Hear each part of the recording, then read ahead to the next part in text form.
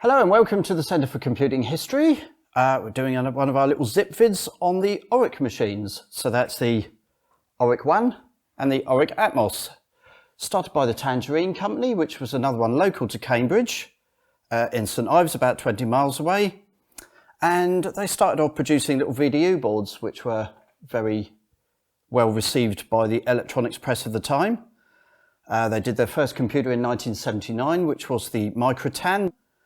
And then their backers decided, well, I think we ought to start doing like a desktop computer. So the first design they did was the Microtan 2. The machine was going to be known as the Tangerine Tiger, which ended up being sold to the HH Electronics company. Sadly, the HH Tiger was never brought to market.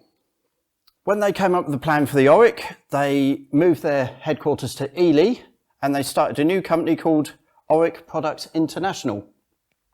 The development took a pretty long time and the machine was not actually ready until late 1982. And we have an Oric 1 here with its little chiclet keyboard, which you either love or hate. I personally am not too fond of it. It came in two models. We have the 16K, which would have retailed when it first came out at £129. And then there was the 48K model, which was £169. There are actually models with a coloured label and a black and white label. I've been looking this up and I cannot actually find out why this was. There's one idea from someone that they just wanted to make it look a little more flashy. But if anyone out there can tell us, that would be great. Okay, so the machine here, it has an RF out, it has an RGB out, a tape socket, then we have the printer port and then an expansion slot for disk drives, etc., which actually didn't appear for the best part of 2 years after its release. So like any other computer company, Tangerine Oric needed software for their machine. So like Acorn had Acorn Soft, Sinclair had their own brand, Oric had Tansoft. And one day up in the archive, I was busily putting away The Hobbit on the Oric. And I was saying to people, I can't believe that The Hobbit's on the Oric. I didn't realise it was on that machine. And at that precise moment, I got a tap on the shoulder and there was a gentleman there said, I did the licence for that. And it turned out it was Paul Kaufman, former head of Tansoft. And he gave us another really interesting little nugget here about the game Ratsplat. And apparently the caricature on the front cover here is none other than Paul Kaufman himself. During its first year, Oric managed to sell about 160,000 Orics in the UK, about another 50,000 in France, and a good few in the Netherlands. I haven't been able to find a sales figure for it, but it was well below the 350,000 that the backers were really looking for. The situation was not helped in October 1983 when the factory that was assembling the Oric burnt down. They were able to get production going within a day at another factory, but they'd lost an awful lot of components. According to reports, it might have been arson because a couple of weeks later, the building right next door burnt to the ground as well. So perhaps Tangerine's factory was not the intended target. To compound Oric's problems, they had also had to cut the price of the machine. Sinclair, amongst others, were being very aggressive with pricing. So the 16K Oric was reduced to £99 and the 48K one to £129. By the end of 1983, Oric International were in a bit of trouble. So with the fire and the price cuts, the backers had had enough and they ended up putting the company and also Tansoft into administration. They were saved by a company called Eden Spring, who injected £4 million into the company to produce a new machine, which was the Oric Atmos. The Oric Atmos technically is the same board as you'll find in the Oric 1. The only difference between the two machines is the ROM chip. So the original Oric 1 has what can be only described as a pretty bugged ROM. There's one particular command on there is to do with error checking the cassettes. So you'll save something to tape, then you'll try and load it back and it will not reload. Most of the bugs were fixed in the Oric Atmos, apart from that one. What we have got though, I think, is a far more stylish case. We've now got a full travel keyboard. Everything else though pretty much stayed the same. Unfortunately, the Atmos didn't really save the company's fortunes, and it ended up being sold again to a French company, Eureka. Eureka were to produce two more machines, the Oric Stratos and the Oric Telestrat, in 1985 and 1986 respectively. The Stratos was a 64K machine and the Telestrat was aimed really more at the communications market, but between them they only managed to sell about 6,000 machines, and they're now exceedingly rare. With the failure of those two machines, Oric was put into receivership for the final time in 1987. If you read about these machines on the internet, it'll often be said that they're pretty unreliable. It's a little bit unfair. They're no worse than other machines of the era. It's true, they do have a bit of a weak voltage regulator that gets extremely hot. They tried putting a heatsink on it. That didn't really do too much to help it. The other really huge problem that is very true of the Oric is its tape loading is very problematic. It's very, very hard to get a program off of tape onto the machine. So we don't have the worry of tape loading with this machine. We're going to use this lovely little device here, which is going to load a couple of tap files off an SD card. Uses the same command as you would have used originally, so it's going to bring up a little menu here. What I like about the Oric is it has a quirky, I would call it, little software library. It isn't huge, but there are a lot of nice little games that you can't really play anywhere else on it. It was also the first place where you would have played the early Durrell releases such as Harrier Attack and Scuba Dive. We're going to have a go at Scuba Dive first, so we'll come down here and going to load the game in and attempt to play it. So if anyone's ever played this game before, I've got to get my little diver here and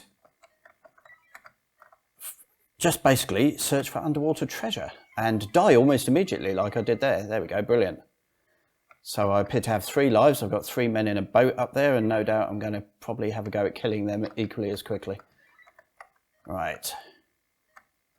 So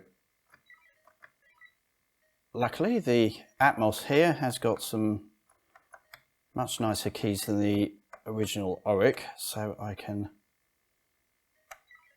Oh, there's a lot waiting around on this one. There we go. Right, so here's my... How do you pick the treasure up?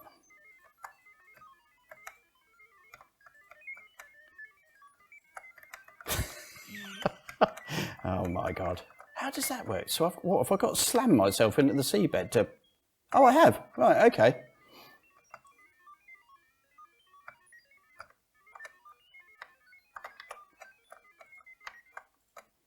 Oh.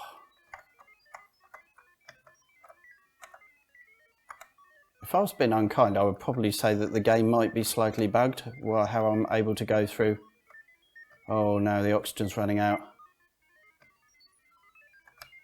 How do I cure that? Do I just go back up to the surface and... Oh, perhaps I've got to... Oh, just die.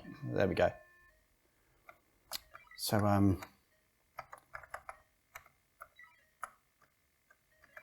I would dearly love to say here it looks absolutely nothing like the Spectrum version. Oh, and then that kills him. What's that about? Well, that's Scuba Dive, people. So luckily we've got a few different things to try on here. So let's go for one of the more modern games, released much, much later. Not even in contemporary times. So much like a lot of the other 8-bit computers, the Oric still got software being developed for it. This one, Oricium, was produced in 2014. It's Uridium on the Oric. Look at this.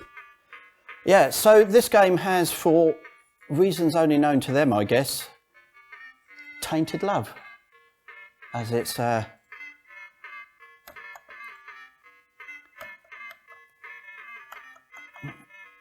Right, so we're going to jump, pause. Right, okay. Let's see if my skills are any better at this. Oh, wow. It's pretty quick.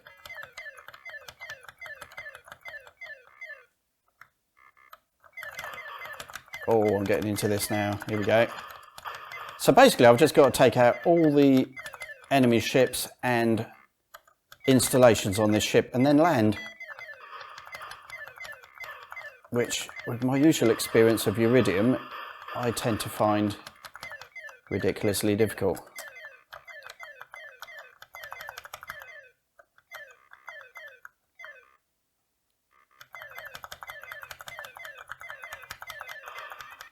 Oh, wow, okay. Oh, I might have finished that. Did I finish it? Oh, I did. Blew it up. There we go.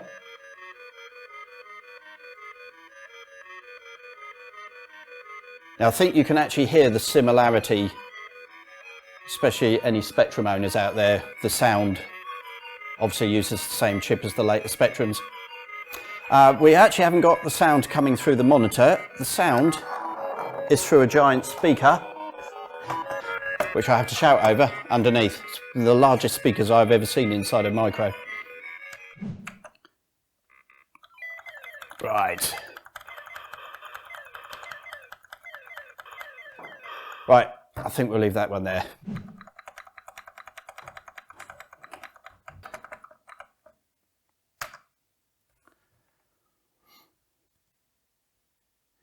Okay, so a lot of the latest software was produced in France after the takeover by Eureka. And this is quite an amusing little game. So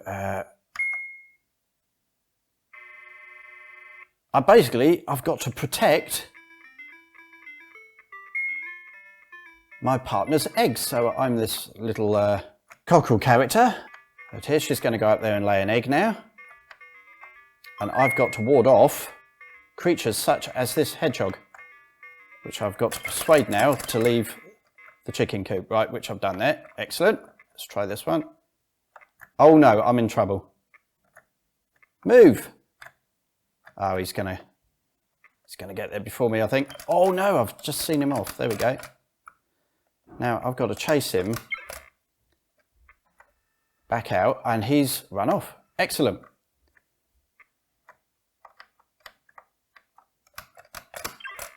And there's another one scared off. There we go. Right, I'm actually going to let one of them eat the egg because the consequences are fairly amusing. So come back down the ladder here. Right, here she comes. Not happy at all. And that is my punishment. So we've got to go in, create another egg.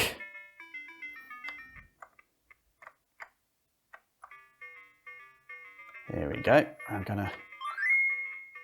Okay, so let's... Get out of it, you. Runs off, there we go. That's one successfully...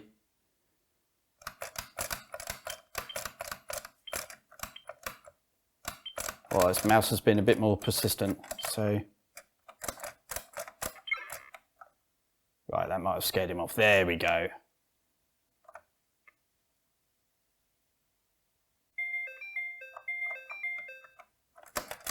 Haven't worked out what that music means yet. It's something... Oh, I think I've just gone past 3,000, which is... There we go. Now this gets a little bit more tricky when they start adding more than one animal at a time. That was a squirrel. Didn't know they ate eggs, but there you go. Let's ward this one off. There. So that's quite a nice, quirky little game, and that's a good example of the Oric software library. Okay, so that's our little look at the Oric systems. If you like what we do, then keep an eye on our social media, join our Patreon, and if you've got any of these old machines around that you don't want anymore, we'd love to give them a new home. Thanks for watching, and see you soon.